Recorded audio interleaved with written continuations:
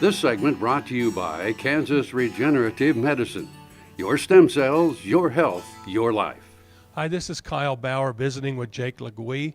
He is a farmer in Saskatchewan, Canada, about 100 miles north of Minot. Is that right? I think it'd be something like that, yeah, maybe a little farther. Would you tell me about your crop mix and about your farm? So we grow a pretty good variety of crops. We grow canola, spring and winter wheat, durum, lentils, peas, occasionally flax and soybeans as well. Of course, it's plains agriculture, very similar to what we have in Kansas, but you plant everything in the spring? The only crop we plant in the fall would be winter wheat.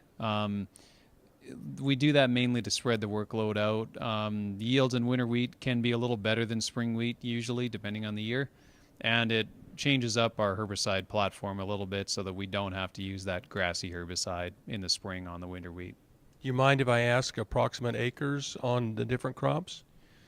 Well, we got about 12 to 13,000 acres, depending on the year, on how many low spots there are. About a third of that will be canola. Another third of that will be cereals, and the other third is pulses usually, which would include soybeans in the pulse acres. And do all those harvest more or less at different times? Yeah, our harvest will basically, like in this past year, we started on the 27th of July, and we've just finished here a little over 2 weeks ago. And that's a fairly standard harvest. Sometimes we'll start close to the beginning of September, and sometimes we'll start at the end of July. It just really depends on the type of year we get. Now, do you harvest that yourself, or do you have custom folks that help harvest that? We harvest all of that ourselves. Occasionally we'll get some custom work in, as we did in 2016, to just help with the workload. But we do 90% of the harvesting ourselves.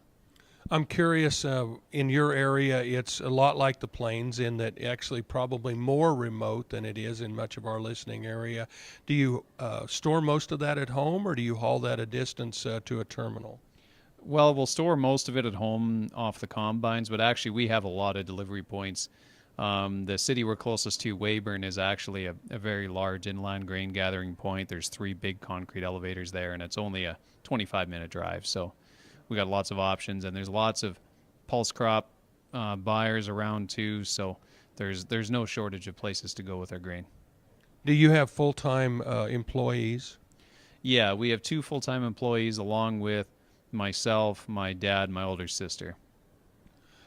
And is that area, is there custom farming that's involved as well as far as for spraying, or do you do pretty much all the operations yourself? We do pretty much everything on our own. We'll get some custom work done when it comes to fertilizer spreading or something that we don't actually have the equipment for.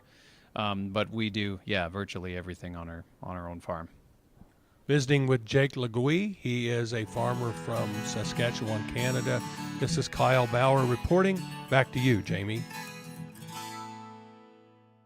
Watch Ag AM in Kansas online at agaminkansas.com.